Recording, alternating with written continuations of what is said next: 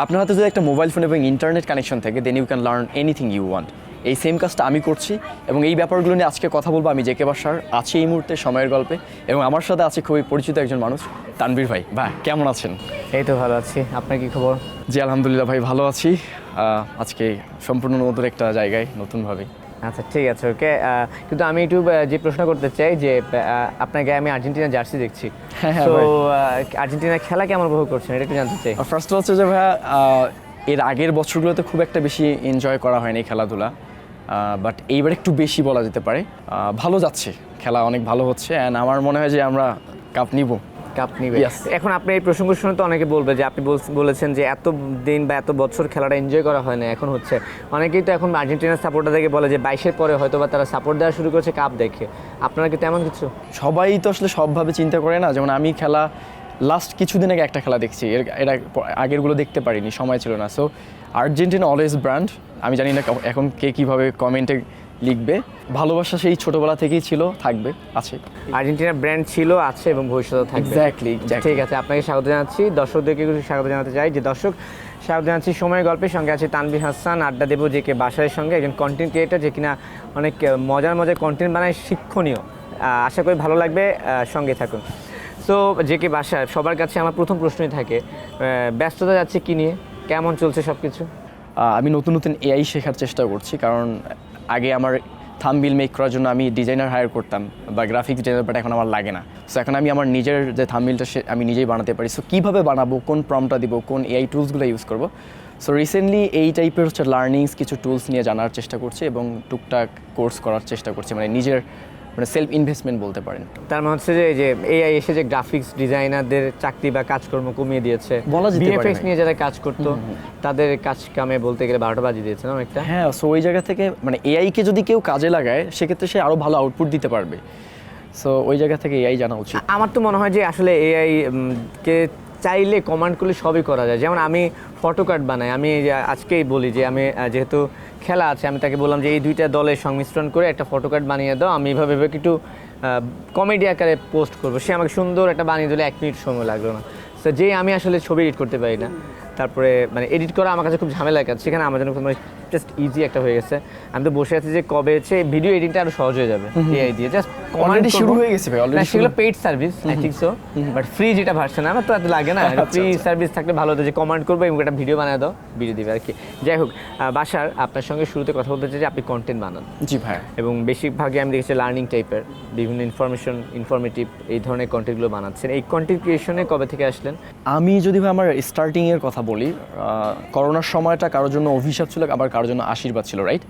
So আমার জন্য এটা ছিল আমার লাইফের একটা বেস্ট টাইম, যেখানে আমি নিজেকে চিনতে পারছি। সো করোনার সময় সর্বপ্রথম তখন আমি ক্লাস মেবি 9 কিংবা 8-এর দিকে ছিলাম। তো আমি আমার কাছে ছোট্ট একটা ফোন ছিল, আমার ভাইয়া আমাকে ফোনটা দেয়, স্মার্টফোন তখন প্রথম ইউজ করি। তো আমি ভাইয়া জানতাম না যে আসলে ইউটিউবে ভিডিও পাওয়া যায় এবং ইউটিউবে ক্লাস পাওয়া যায়। তো সর্বপ্রথম আমি ক্লাস করা শুরু করি, ওটা ছিল ক্লাস 8-এর একটা চ্যাপ্টার, অণুপরমাণুর গঠন। তা আমি যে বিষয়গুলো ছাড়দের কাছে টাকা পয়সা দিয়ে পড়ি, সেই বিষয়গুলো ইউটিউবে ফ্রি রিসোর্সেস। তো ওই জায়গা থেকে আমি ইউটিউবে ক্লাস করার প্রতি প্রচুর ক্রেজি হয়ে গেলাম এবং আমি দেখলাম যে ক্লাসগুলো তারা করায় ওই সেম জিনিসটা আমিও বোঝাইতে পারি এবং আমার ছোটোবেলা থেকেই টিচিং স্কিলটা অনেক ভালো। আপনি কোনো একটা জিনিস আমাকে শেখানোর পরে আমি অনেক ভালোভাবে বোঝাতে পারবো। সো আমি অনলাইনে ক্লাসগুলো করার পরে মনে হলো যে সেম জিনিসটা তো আমিও বোঝাতে পারবো। আমি কী করলাম, আমি একটা মার্কার পেন কিনলাম। আমার টিচাররা যখন চলে যায় ক্লাস শেষ করে, ওই যে 5-10 মিনিট যে সময় থাকে, ওই সময়টাতে সেম টপিকটা আমি আমার বন্ধুদেরকে বোঝাইতাম যে দোস্ত, স্যার তো হচ্ছে যে যোজনীর ব্যাখ্যাটা দিয়ে গেলো, একটু চল আমি তোমাদেরকে বোঝাই, আমি ভালো বোঝাইতে পারবো। সো আমি কী করতাম, ওই মাঝখানে একটু বোঝাইতাম এবং মাঝে মধ্যে পরের ক্লাসের টিচার এসে দেখতো যে আমি ক্লাস নিচ্ছি এবং উনি আমাকে, আমি যখন দেখতাম ও স্যার আসেন আপনি, না তুমি কন্টিনিউ করো। সো ওই জায়গা থেকে ভাই আসলে আমার ফার্স্ট অফ অল অনলাইনে আসি আমি কন্টেন্ট ক্রিয়েশনে টিচার হিসাবে, English teacher. So English content বানাইতাম। অ্যান্ড কন্টেন্ট বানানোর জার্নিতে সবচেয়ে কষ্টের যে বিষয় তানভীর ভাই একটু শেয়ার করি আপনার সাথে। আমার মোবাইলটা খুবই ছোট্ট একটা মোবাইল ফোন ছিল, যেটা আমি কখনো বলি নেই অনলাইনে, কোথাও বলা হয়নি। মোবাইল ফোনে আমি অন্য একটা ব্যাটারি ইউজ করতাম, খোঁজ টোজ দিয়ে যেন হচ্ছে মোবাইল ফোনের ব্যাটারিটা চালানো যায় বা মোবাইলটা চালানো যায়।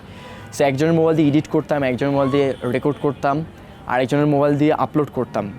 এবং এটা আমার অনেকেই জানে, আমার এলাকার ছেলেপেলেরা। আমার বাসা থেকে 3.5 কিলোমিটার 3 কিলোমিটার দূরে গিয়ে আমি ওয়াইফাই চালাইতাম। কারণ আমি এত পরিমাণে ক্রেজি ছিলাম ওই সময় ইউটিউবে ক্লাস করার প্রতি। কি নাই ভাই, আপনি বলেন তো কী নাই ইউটিউবে, কী নাই? আমি আমার কলেজ লাইফে যখন আসলাম, টাই পর্যন্ত বাধা শিখছি আমার ইউটিউব থেকে, হাউ টু টাই আ টাই, যেটা আমি কিছুদিন আগে একটা ইউনিভার্সিটিতে কথা বলতে গিয়েছিলাম। শুরুটা ছিল খুব কষ্টের। আমাকে অনেকে অনেক গালিগালাজ করতো, হটস্পট দিতে চাইতো না, ওয়াইফাই দিতে চাইতো না, আমার সাইকেলের সিট ছিল না। তারপর আমি 3.5 কিলোমিটার দূরে গিয়ে সেম সাইকেল নিয়ে গিয়ে ইউটিউব চালাতে গিয়েছিলাম, জাস্ট অনলাইনে ক্লাস করার জন্য, কিছু জিনিস শেখার জন্য।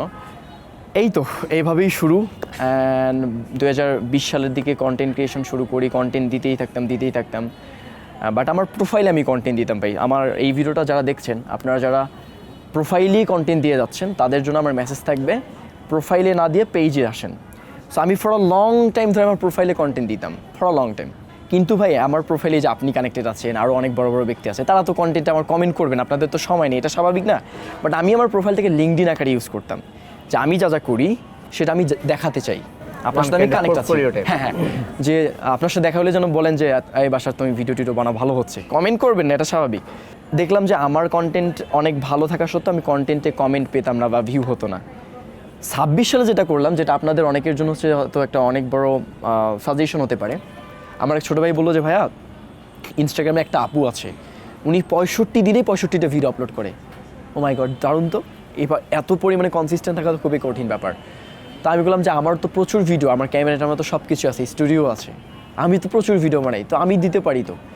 আবার যে পেজটা, যেটা এখন অলমোস্ট 3.5 লক্ষ ফলোয়ার্স, এটা আমার 26 সালের একটা পেজ বলা যেতে পারে।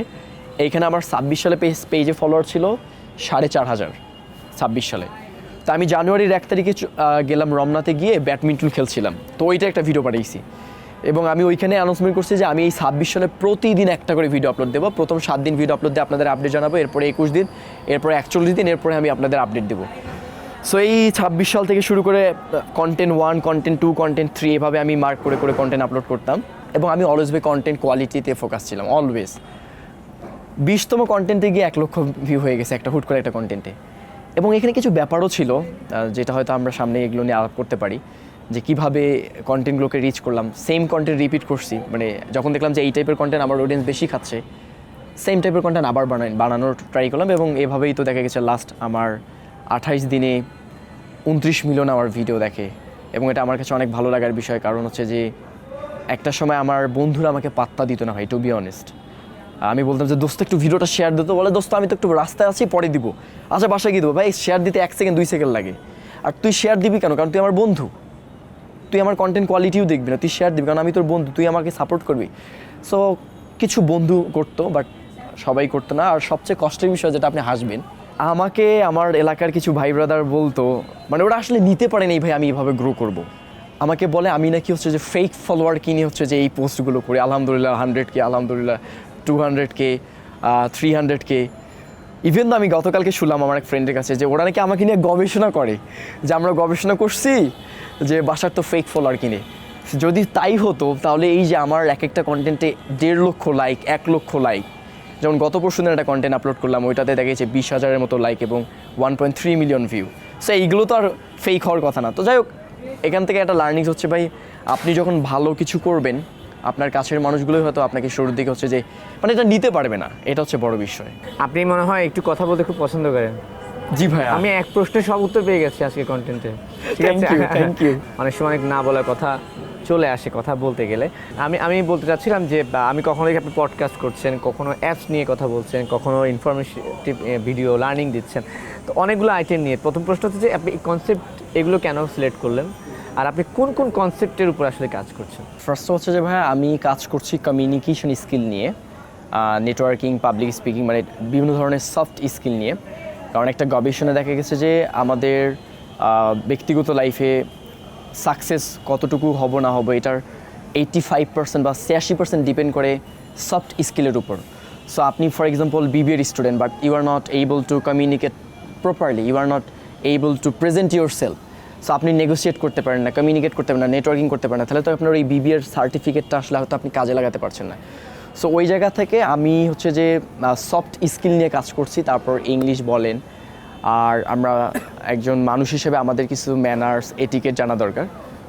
এইটা। আর সবচেয়ে বড় বিষয় হচ্ছে যে ভাই এই যে আপনার সাথে আমার পরিচয়, আপনারও তো একটা গল্প আছে রাইট, এরকম অনেক কিন্তু আমার গল্প কেউ শুনতে চায় না। আমি শুনতে চাই আমি এটা কিন্তু সেই গল্প বলার পারমিশন নেই। আচ্ছা তাহলে তো সমস্যা। সো এরকম অনেক মানুষের সাথে কানেক্টেড আছি ভাই আমার ফেসবুকের মাধ্যমে। আমার ফেসবুক পেজের থেকে প্রোফাইলটা আমার কাছে বেশি ইম্পর্টেন্ট, কারণ যে মানুষগুলোর সাথে কানেক্ট আছে হয়তো এদের সাথে ইন ফিউচারে কানেক্ট হইতে পারবো কিনা জানি না। সো এই মানুষগুলোর সাথে কানেক্টেড আছি, তাদের গল্পটাও শুনতে চাই, ভালো লাগে, শিখতে চাই, এবং ওই শেখাটা একটা রেকর্ড করে আমার পেজে আপলোড করতে চাই। সো বিভিন্ন সফট স্কিল নিয়ে কাজ করছি, ইংলিশ নিয়ে কাজ করছি, অ্যাট দ্য সেম টাইম বিভিন্ন মানুষের গল্প শুনছি। পডকাস্ট টাইপের যেটাকে বলে, মানুষের গল্প শুনতে ভালো লাগে, বিকজ গল্প শুনলে আসলে নিজের জীবনে এক্সপিরিয়েন্স হয়। যেমন আমি অনেক মানুষের গল্প শুনছি, এই মতো অনেকে আমার এখানে আসছে, তাদের গল্পগুলো কীভাবে উঠে আসছে অনেক কিছু শুনেছি আমি। তো আমার কাছে মনে হয় যেন ওইখান থেকে আমি আমার লাইফে অনেক এক্সপিরিয়েন্স নিয়েছি। আপনি পড়াশোনা করছেন কিসে?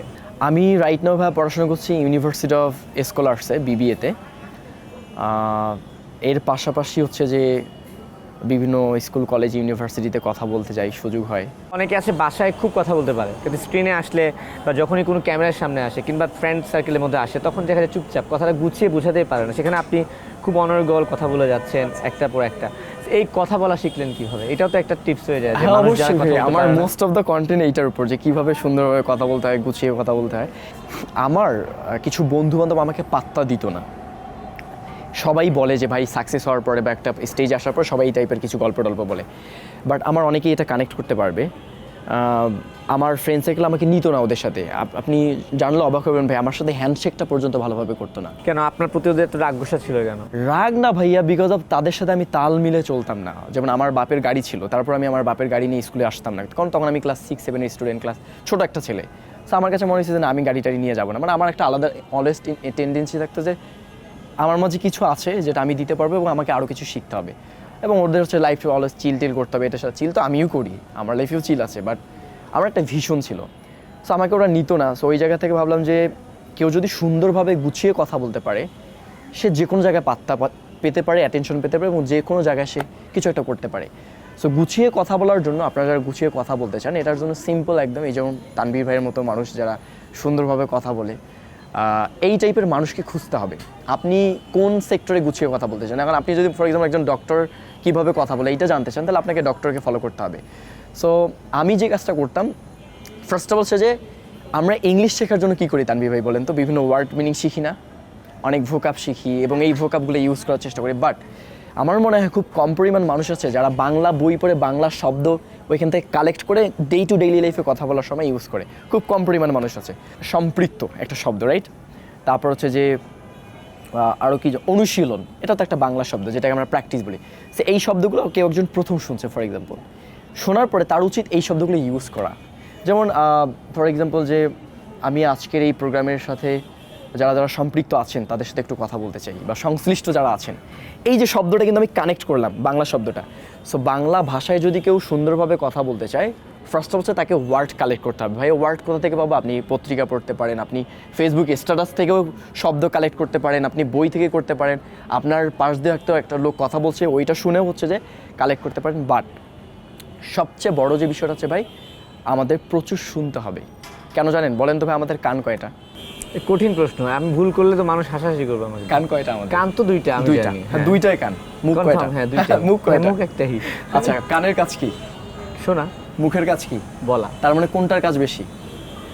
দুইটাই প্রায় তো সেম সেম। আগে আমি শুনবো তারপর বলবো, হ্যাঁ, right? মানে শোনার কাজটা বেশি, মুখের কাজটা কিন্তু কম। আচ্ছা হ্যাঁ, কারণ প্রচুর শুনতে হয়, আশপাশে অনেক কথা হয়, সবসময় তো দেওয়া যায় যদি না। তাই হতো, মুখের কাজ যদি বেশি হতো, মুখ হয়তো আল্লাহ দুইটা দিত। না, একটা দিয়ে চলছে ভালো, একটাই থামানো যাচ্ছে না। সো ওই জায়গা থেকে first of all you have to become an active listener. প্রচুর শুনতে হবে।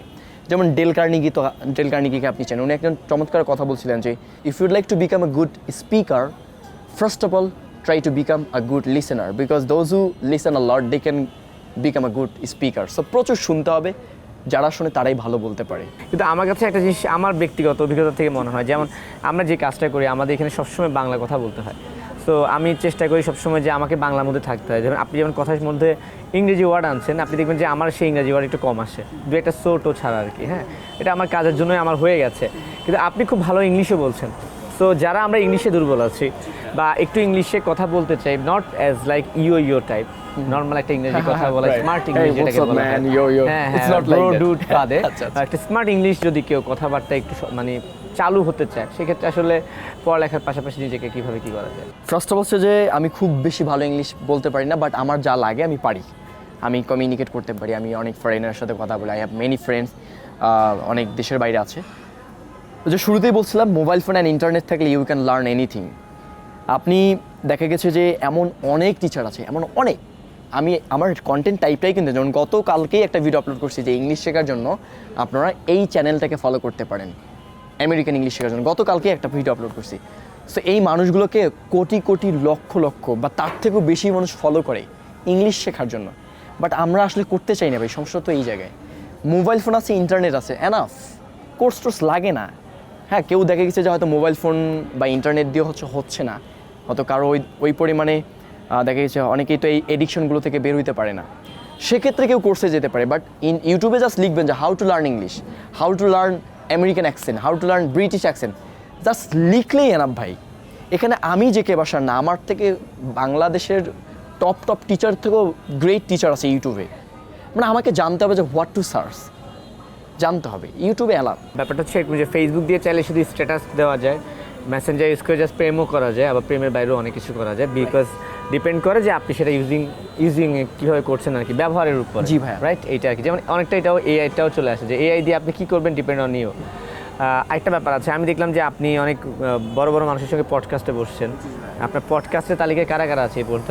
আচ্ছা, আমি হচ্ছে লাস্ট কিছুদিন আগে ব্যারিস্টার পিয়া জান্নাতুল আপুর একটা ইন্টারভিউ নেই, ওখানে প্রায় 48 to 50 মিনিটের মতো কথা হয়। দেন কিছুদিন আগে কথা বলেছি আবু সুফিয়ান তাজ ভাই, body builder, yep. And then হচ্ছে যে সামনে আরও অনেকেই আসবে, তাদের নামগুলো বলতে পারি চাইলে? হ্যাঁ চাই, না আসলেও সমস্যা নেই, দর্শক জেনে থাকলো যে আপনার এই পডকাস্ট আসছে। আচ্ছা ঠিক আছে, আমি নাম মার্কেটিং বললাম হয়ে না। গেল। হ্যাঁ, নাম বললাম না, বাট কিছু ফেমাস বা পপুলার পার্সন আসবেন যারা বাংলাদেশে অনেক পজিটিভ কিছু করছেন, সো আমি ওইটাই চেষ্টা করছি। ঠিক আছে, মানে পডকাস্টের তো আপনার অভিজ্ঞতা আছে তাহলে অ্যাজ এ হোস্ট, রাইট? আজকে গেস্ট হিসেবে কি মনে হচ্ছে, হোস্টিংটা সহজ না গেস্ট হিসেবে কথা বলা কঠিন কোনটা? আসলে ভাই আমার কাছে মনে হয় যে হোস্টের কাজটা খুব কঠিন মনে হয়, কারণ তাকে অনেক মানে তাকে তো অনেক প্রশ্ন বের করতে হয়, তাকে দেখেছে যিনি আসবেন তার সম্পর্কে রিসার্চ করতে হয়, তাকে কোন প্রশ্নটা করব, এবং আমি হয়তো স্ক্রিপ্ট নিয়ে আসছি যে এই প্রশ্নগুলো করব, বাট তার কথার প্রেক্ষিতে হয়তো অনেক প্রশ্ন চেঞ্জ হয়ে যেতে পারে, আর আপনি আমাকে প্রশ্ন করেছেন, আমি ওই প্রশ্নের উত্তর দিচ্ছি, রাইট? সো প্রশ্নর উত্তর দেওয়ার থেকে প্রশ্ন করাটা কঠিন। আপনার কাছে প্রশ্ন করা কঠিন মনে হয় তা জানি না, বাট আমাকে দুই একবার মানে সামহাও যে কেউ এক জায়গায় অনেক ধরেছিল যে কিছু বলেন, তখন আমার কাছে মনের মাথায় বাজ পড়লো যে তখন আমার কাছে মনে হচ্ছে না প্রশ্ন করাই সহজ, প্রশ্ন করে আমি খালাস, উত্তর দেওয়াটা আমার কাছে একটু কঠিন মনে হয় আর কি। এই যে আপনি ধরুন ব্যারিস্টার পিয়া জান্নাতের কথা বলছেন, আমি এই জন্যই বললাম যে পিয়া জান্নাতের সঙ্গে কথা বলছেন, তিনি পড়াশোনা করে ব্যারিস্টার হয়ে গেছেন, আইন সম্পর্কে অনেক বিজ্ঞ, রাইট? সেখানে তার বয়সের তুলনায়, তার কর্মের তুলনায় আপনি এখন অনেক ছোট। এই যে যখন বসলেন, নিজের কাছে একটা মনে হয় নাই যে একটু আনইজি ফিল হয় নাই, কিংবা মনে হয় নাই যে আমি ওকে কী প্রশ্ন করতে পারি, বা ভুল প্রশ্ন করে ফেললাম নাকি, রাগ হয়ে যায় নাকি প্রশ্ন করার পর, এই বিষয়গুলো কাজ করে পডকাস্টে সেই এক্সপিরিয়েন্সটা একটু জানতে চাচ্ছি। ফার্স্ট অফ হচ্ছে যে আমার খুবই ভয় লাগছিল, এটা স্বাভাবিক, কারণ উনি দেখা গেছে যে অনেক বড় মাপের মানুষ, প্রশ্নগুলো রেডি করছিলাম, আমাকে দেখাইতে হবে, তো ছোট মানুষ আমি কোন প্রশ্ন করি, কোনটা আবার নেগেটিভ হয়ে যায়, আমি প্রশ্নগুলো যখন রেডি করব তখন আমার খুব প্রেশার হয়েছিল, যে প্রেশারাইজ হয়েছিলাম যে কী প্রশ্ন করবো না করবো। বাট যখন আমি এবং আপু খুব বিনয়ী একটা মানুষ ভাইয়া, টু বি অনেস্ট, এখন পর্যন্ত মনে হয় না যে আমি ওনাকে টেক্সট করছি, উনি 2 মিনিট পরে আমাকে রিপ্লাই দিচ্ছে, এবং এমনও দেখা গেছে, এটা আসলে এইভাবে বলা ঠিক না, আমি আপুকে হয়তো ইনবক্সে নক করছি, উনি আমাকে বলছে যে বাসা আপনি আমাকে হোয়াটসঅ্যাপে নক দেন রাত 2টার দিকে, মানে অ্যাভেলেবেল থাকে কিছু সময়। সো যখন আমি বসলাম আপুর সামনে, আপু বললাম আপু একটু আপনার সঙ্গে কথা বলি, আমি ইজি হয়ে নিই না, একটু ইজি হয়ে নিই, এবং আমার বাসায় ভাবলাম যে আমি ম্যাম বলবো নাকি আপু বলবো, বলছে না বাসার আপনি আমাকে পিয়া বলে রাখতে পারেন। সো ব্যাপারটা ভালো লাগছে, তারপর একটু কথাবার্তা বলে ফ্রি হয়ে গেলাম। এবং আমার একটা ভালো অভ্যাস আছে ভাইয়া, বা ভালো একটা হ্যাবিট আছে, মানে আমার সামনে যদি ডক্টর ইউনূসও থাকে বা আমাদের যে পিএম তারেক রহমান উনিও যদি থাকেন, আমি এখন যে স্টাইলে কথা বলছি সেম স্টাইলে কথা বলতে পারবো, কারণ আমার কাছে মানে আমি খুবই কনফিডেন্ট, এটা সবাই বলে। এখানে আসলে ব্যাপারটা হচ্ছে যে পরিবেশটা নিজের মতো তৈরি করে না, আপনি যদি আপনার নিজের মতো জায়গাটা তৈরি করে নিতে পারেন, যে আমি যেমন আমি স্ক্রিনে যাই, স্ক্রিনের বাইরেও তা, আমি কখনো আমার উপস্থাপনার মধ্যে আমি অনেকে আছে না সামনে আসলে খুব ভাবনিক প্রশ্ন করে গালে হাত দেয় তাকিয়ে থাকে মানে একটা ভাব থাকে আমার কাছে মনে হয় যে ওটা থেকে যে আমি আপনার সঙ্গে যেভাবে কথা বলছি বা আপনাকে আমি ইজি করে ফেলছি অ্যাজ লাইক ফ্রেন্ড টাইপের, এইটাই মনে হয় যে কমিউনিকেশনের জন্য একটা ভালো জিনিস। জি ভাইয়া, মানে ঠিক আছে, দেখি যে একটা সার্কেল স্ট্যান্ডার্ড মেনটেন করে কথা বলে হয়তো অনেক প্রশ্ন আপনি করতে পারবেন না। না তবে একটা জিনিস শুধু মাথায় রাখতে হয় একটু, আপনাকে এটা আপনি জানেন অবশ্যই, সেটা হচ্ছে যে বয়সের ডিফারেন্স। যেমন আমার কাছে কিছুদিন আগে একজন খুব বাংলাদেশের নামি দামি একজন অভিনেতা সিনিয়র আর্টিস্ট উনি আসলো পডকাস্টের জন্য। তো ওনার সামনে বসার পরে আমি একটু নার্ভাস ফিল করছিলাম যে প্রথমত উনি অনেক সিনিয়র আর্টিস্ট, জি ভাই। সেকেন্ড কথা হচ্ছে প্রশ্ন করার সময় যদি আমি আপনার সঙ্গে অনেকটা ফ্রেন্ডলি অনেক কথা বলে ফেলি, বাট ওনার সঙ্গে তো আমার জেনারেশন গ্যাপ, আমি প্রশ্ন এমনভাবে করলাম না জানি উনি আবার রেগে যায়। এখন পড়াশোনা করছেন, প্রাইভেট ইউনিভার্সিটিতে জি আছেন। ভাই। একটু আগে আপনার সঙ্গে কথা ছিল, বলেছিলেন যে আমি ইউনিভার্সিটিতে ওঠার আগে মেবি ইউনিভার্সিটিতে গিয়ে স্পিকিং করেছি বা কিছু বলার একটা সৌভাগ্য আমার হয়েছে। তো এই জিনিসটা নিয়ে আমি একটু জানতে চাই। ফার্স্ট হচ্ছে যে ভাই আমার ছোটোবেলা থেকে ইচ্ছা ছিল যে আমি একজন পাবলিক স্পিকার হব। মানে করোনার সময়টা বললাম না আমার জন্য একটা গেম চেঞ্জার ছিল। তো ওই মুহূর্তে আমি আমার লাইফে যে মানুষগুলোকে ফলো করতাম, সো ওই মানুষগুলোর মতো হওয়ার ইচ্ছা ছিল যে আমিও একটা সময় বিভিন্ন ইউনিভার্সিটিতে যাব, কথা বলবো, আমার সাথে সেলফি তুলবে। তো ওইটা আমি আসলে পিকচার করতাম, ভিজুয়ালাইজ করতাম। আমার এটা খুব ভালো লাগে ভাইয়া। সো ওনারা মনে করে যে না, বাসারের কাছ থেকে কিছু হয়তো আছে যেটা হয়তো বাকিদের জানার মানে বাকিরাও জানতে পারে, শিখতে পারে। সো ওই জায়গা থেকে এখন পর্যন্ত আমি 20টারও বেশি স্কুল, কলেজ, ইউনিভার্সিটিতে কথা বলতে গিয়েছি। এবং আমার ইচ্ছা আছে, যেমন কিছুদিন আগে আমি আইমান ভাইকে বললাম যে ভাইয়া আমরা হচ্ছে যে চলেন সারা বাংলাদেশের 64টা জেলায় আমরা স্কুল, কলেজ, ইউনিভার্সিটিতে কথা বলতে যাই। বলছে হ্যাঁ ইনশাল্লাহ ইচ্ছা আছে। সো এটা আমার ইচ্ছা আছে ভাইয়া, যে তাদের কাছ থেকেও শিখতে চাই এবং আমরাও কিছু জানি সেটাও তাদেরকে দিতে চাই। কারণ হয় কি ভাইয়া, আপনি দেখেন বড় বড় প্রোগ্রামগুলো কিন্তু শহরের স্কুলেই হয়, গ্রামে খুব একটা হয় না অ্যাকচুয়ালি। হতে গেলেও হয়তো মানে ওরা মানে ওই মানুষগুলোর কাছে পৌঁছাতে পারে না। আর যেমন গতকালকে যখন আমাকে বিউবিটি থেকে আপু অর্গানাইজার আমাকে নক দিল, বলতেছে যে ভাইয়া আপনার সাথে আমি ফোনে কথা বলতেছি, এটা আমার ভাবতেই অবাক লাগছে। আরে আপু আমি তো সিম্পল পারসন, এখানে এইভাবে নেওয়ার কিছুই নেই, আমি সিম্পল। কারণ না ভাই আপনার কাছে তো পৌঁছে দিতে আমার অনেক সময় লাগছে। তো এইটা হয়তো তাদের কাছে চ্যালেঞ্জ। সো আমি চাই না ওই চ্যালেঞ্জটা থাকুক, তারা ইজিলি রিচ করুক, বলুক ভাই আমার এই প্রোগ্রাম আছে, যাই কথা বলি, আড্ডা টাড্ডা দিই, এই তো ভালো লাগে। ভালো এবং লাগে। আপনাকেও আমি ইন ফিউচারে নিয়ে যেতে চাই আমার এলাকায়। আমার থেকে আমি কি স্পিচ দেবো? আমার কোনো স্পিচ নেই। অনেক আছে ভাই, অনেক। ঠিক আপনি আছে? শত শত তবে মানুষের interview আমার নিলেন। যেটা ব্যক্তিগতভাবে একটা ইচ্ছা আছে যে এখন না কোনো এক সময় বসে আমি যে এত মানুষের ইন্টারভিউ নিয়েছি, আই থিঙ্ক আমার লাইফে অনেক অভিজ্ঞতা হয়েছে, এগুলো কোনো এক জায়গায় আমি একদিন শেয়ার করবো। আচ্ছা গেস্ট তো আমি এই প্রশ্ন মজার, আমার প্রশ্নটাই আমি আপনাকে দিয়ে করতে চাই। Please please. গেস্ট তো এক এক দিন এক এক রকম পার্সন থাকে। আমি জানি না আপনি কতগুলো পডকাস্ট করেছেন, আমার লাইফে প্রায় 200-250 হয়ে গেছে। আমি অতগুলো করিনি ভাই। আচ্ছা হ্যাঁ অতুল, কিন্তু যখন গেস্ট সামনে একজন থাকে, আমরা তো মানুষ, হাতের 5 আঙ্গুল 5 রকম, রাইট? একরকম না। গেস্ট এক একজন এক এক ধাঁচের হয়। মাঝে মাঝে এমন গেস্ট চলে আসে তাকে কন্ট্রোল করাটা আমার টাফ হয়ে যায়। হ্যাঁ কন্ট্রোল বলতে যে দেখা যাচ্ছে উনি এমন সব কথা বলছেন যেটা আসলে আমার কাছে মনে হচ্ছে যে স্ক্রিনে যাওয়া উচিত না, কিন্তু আমাকে শুনতে হচ্ছে বিকজ তিনি আমার গেস্ট। তার বাক স্বাধীনতায় হস্তক্ষেপ করার তো আমার অধিকার নাই, তাই না? আপনার কি এমন কোনো অভিজ্ঞতা আছে যে আপনি নাম ধরবো না, না, নাম তো বলতেই পারবো কিন্তু না। মনে হচ্ছে যে না কি আমি কি প্রশ্ন করছি কি উত্তর দিচ্ছে, কিংবা এরকম একটা লোক আমি গেস্ট করলাম, এরকম কোনো অভিজ্ঞতা আছে কিনা আমি একটু জানতে চাই। নাম বলতে পারবো না, রিসেন্টলি হয়েছে। আমি আসলে মানে প্রায় 15 থেকে 20 মিনিট হয়তো আমি ওটা আপলোড করতে পারবো না, কারণ আমি প্রশ্ন করছি একটা, উত্তর আসছে আরেকটা, এবং আমার অডিয়েন্সের সাথে ওইটা জানে, এবং ওটা হয়তো মানে সাংঘর্ষিক হইতে পারে ইসলামের সাথে। সো ওই জায়গাতে আমি ওটা কেটে ফালাই দিব আর কি, এরকম একটা চিন্তা ভাবনা হয়েছে। এবং আমি হয়তো পরবর্তীতে সরি বলবো যে ভাইয়া আসলে আমার সাথে এটা আসলে যাচ্ছে না। আমার একটা মজার অভিজ্ঞতা আছে বাসায়, সেটা হচ্ছে যে আমি একজনকে একটা প্রশ্ন করছিলাম, এক প্রশ্নের উত্তরে উনি 23 মিনিট উত্তর দিয়েছে। মানে আমার একটা প্রশ্নের জবাব দিয়েছেন 23 মিনিট। 23 মিনিট। তো আমার পুরো এপিসোডটা ডিউরেশনে ছিল 20 মিনিট। তো তখন আমি ভাবছিলাম যে একটা লোক 23 মিনিট তো একটা উত্তরে দিয়ে দিল, আমি ওনাকে আরেকটা প্রশ্ন করলে কি না কি হয়। যাই হোক, আমাদেরকে আসলে কাজ করতে গেলে এই ধরনের অনেক মারাত্মক অভিজ্ঞতার সম্মুখীন হতে হয়, যেটা আসলে দর্শক স্ক্রিনে দেখে না আর কি। আপনার কন্টেন্টে আমি একটু ইনবক্সে আসতে চাই, পেজে আপনি যেহেতু ভিন্ন রকমের কন্টেন্ট বানান, আপনার ইনবক্সে তো আই থিঙ্ক সো একটু ভিন্ন রকম মেসেজই আসে। সবচেয়ে কষ্টের বিষয় বা খারাপ লাগার বিষয় কি তানভীর ভাই, আমরা না আসলে মানুষের সাথে প্রপারলি কমিউনিকেট করতে পারি না। যেমন আপনাকে যদি আমি হ্যালো ভাইয়া লিখি, আপনি আমাকে কি উত্তর দিবেন ভাই বলেন তো? আপনি তো অনেক ব্যস্ত থাকেন, না সারাদিন প্রচুর ব্যস্ত থাকেন। কিন্তু হ্যাঁ আপনি অনেক সময় দেখা গেছে পরিচিতদের হয়তো হ্যালো ভাইয়া রেসপন্স করতে পারেন, বাট আমার পেজে তো মোস্ট অফ দ্য মানে আননোন পারসন। সো আমার ইনবক্সে দেখা গেছে যে সবচেয়ে মানে মাঝে মাঝে একটু বিরক্ত কারণ হয় যে ডিরেক্ট ফোন দেয়, মেসেঞ্জারে ফোন দেয়। আচ্ছা। তো ফোন দেয় না, ওরা অনেক কিছু জানতে চায়, এটা স্বাভাবিক, বাট কাউকে মেসেঞ্জারে ডিরেক্ট ফোন দেওয়াটা আসলে ঠিক না।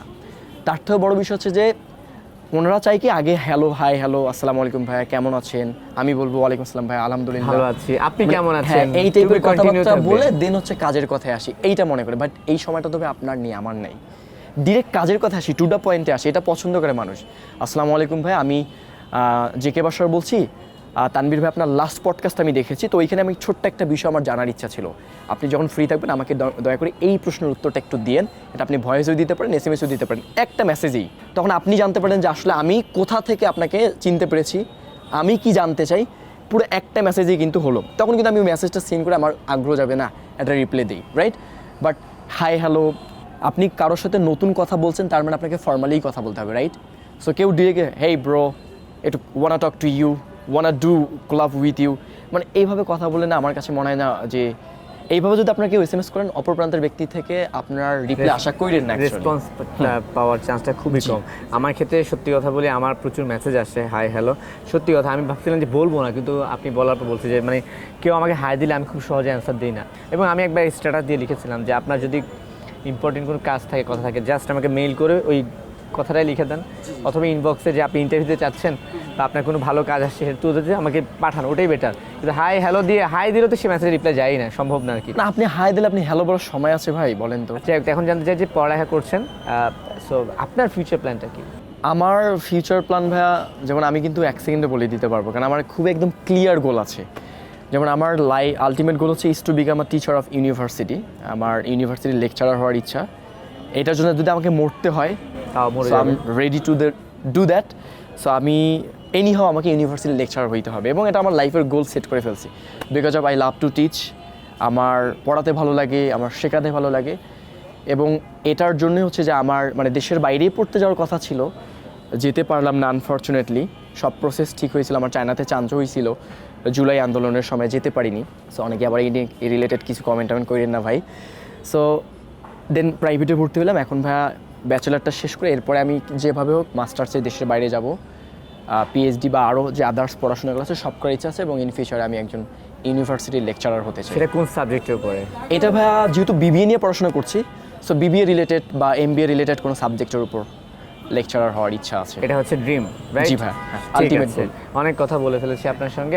একটা প্রশ্ন করতে চাই, আপনার সেই বন্ধুরা এখন কোথায়, যারা আপনাকে ওই যে বললেন না যে দেখা হলে কথা বলতো না, হাত মেলাতো না, প্যারা দিত, তাদের সঙ্গে এখন দেখা হয়? তাদের সাথে আসলে ভাইয়া দেখা হয় বললে কি, আমি আসলে বাসা খুব কম যাই, মানে আমি আসলে ওইভাবে যাওয়া হয় না। আমার খুব ভালো লাগে ঢাকা সিটিটা, বলতে পারেন খুবই ভালো লাগে, কারণ ঢাকা আসলে বাস্তবতা শেখাইছে আমাকে।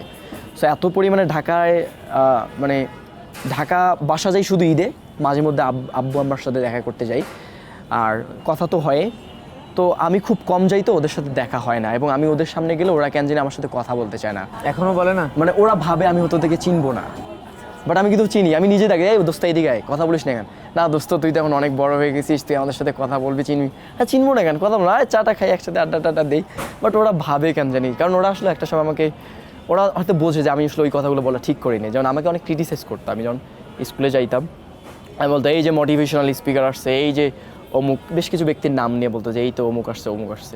তা আমার একটা ইয়ে ছিল, আমি যখন স্কুল কলেজে পড়তাম আমি খুব কম কথা বলতাম। আমি জানি না, এখন আমি অনেক কথা বলতে পারি।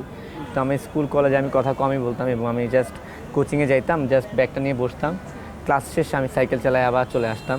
তা আমার ফ্রেন্ডরাও আমাকে অনেক কথা বলতো একটা সময়। কিন্তু এখন কীভাবে যে আমার মধ্যে আসলে আমি এত কথা বলতে পারি বা কথা বলার গুণটা আসছে আমি জানি না। বাট আমি একটা জিনিস আবিষ্কার করতে, আমি খুঁচায় মানুষ থেকে প্রশ্ন ভালোই বার করতে পারি, উত্তরগুলো। এটা কিন্তু ভালো স্কিল ভাইয়া, প্রশ্ন করার স্কিলটা অনেক ভালো। শেষমেশ এখন আমি বলতে চাই যে কিছু মানুষ তো আপনাকে পছন্দ করে, ভালোবাসে, তারপরে এই যে কিছু মানুষ হেট করতো, হেল্প করে নাই কোনো এক সময় লাইফে, তারা তো এখন আপনাকে দেখে, ইনশাল্লাহ ইন ফিউচার আরও দেখবে। তো তাদের উদ্দেশ্যে কিছু বলার থাকলে সোজা স্ক্রিনের দিকে বলতে পারে।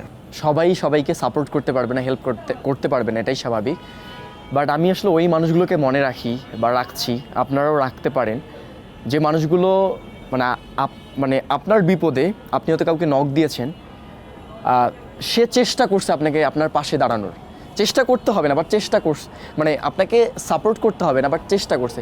এই চেষ্টাটা অনেক জরুরি ভাইয়া। আপনি একটা বিপদে পড়ে কারোর কাছে হয়তো আপনি একটা সাপোর্ট চেয়েছেন, হয়তো ওই মুহূর্তে সম্ভব না, বাট সে চেষ্টা করছে, চেষ্টাটা হচ্ছে অনেক বড় বিষয়। সো যারা চেষ্টা করে এই মানুষগুলোকে মনে রাখবেন।